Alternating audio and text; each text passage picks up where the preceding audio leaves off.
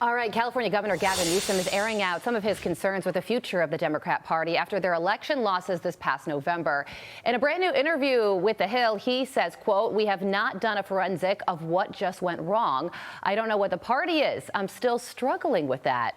Chuck DeVore is the Texas Public Policy Foundation Vice President, a former California State Assemblyman, and he joins me now. Chuck, good morning to you. You're the perfect person to talk about this topic. And I thought it was interesting because on the same day that you have Governor Newsom concerned about the direction of the party and saying it doesn't quite have a leader yet, Congresswoman Jasmine Crockett was invited onto Jimmy Kimmel's show. And here's a little bit of what she had to say. I don't even think that it's policy. I think that people are voting on vibes. I think that people are voting for like who they feel like is being honest with them, even if they don't like what they're saying. So she says people are voting on vibes, not policy. But the point is that there are, 211 Democrats in Congress right now. And she was the one that got the invitation onto the late night show. At the same time, Congresswoman Alexandria Ocasio-Cortez's popularity is at an all-time high. So what do you think about this? Do those two things answer Gavin Newsom's question? Well, I don't think they really do. I mean, obviously, the media is attracted to the sizzle. And the reason why they're attracted to the sizzle is that when you look at actual results, you can see why they want to go with people who make headlines. Because if you look at Gavin Newsom, you look at California under his leadership, California has been essentially ground zero for the progressive experiment. And it's failed utterly under Gavin Newsom's leadership. It has the highest gasoline costs, the second highest electrical costs.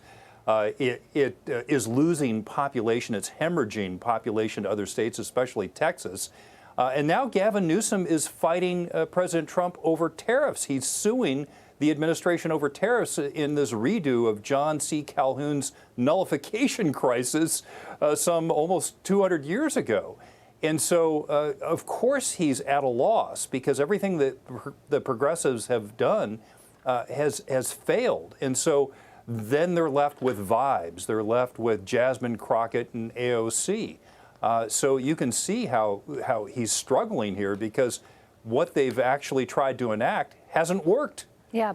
But, Chuck, what do you think about these Democrats that are now focusing on Kilmar Abrego Garcia? They're saying we don't want to talk about his character. We're just focusing on the constitutionality of his case. They think that will be a winning issue for them. It does seem like the Democrat Party right now, despite November's election results, is moving further to the left. Right. So, again, I think they've forgotten that President Trump won on two huge issues. The first, of course, was illegal immigration and securing the border. And the second was Joe Biden's inflation. And so, of course, among voters, illegal immigration and the border has receded in their top issues as President Trump's policies have, in fact, secured the border.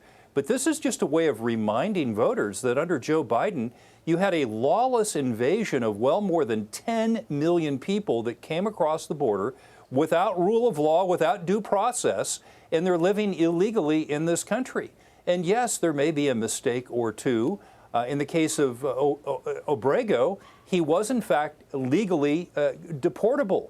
It's just that the judge said that because of his own safety, they would prefer that he not go back to El Salvador because there was a rival gang. By the way, that rival gang has been taken out by the Salvadoran authorities. Yeah.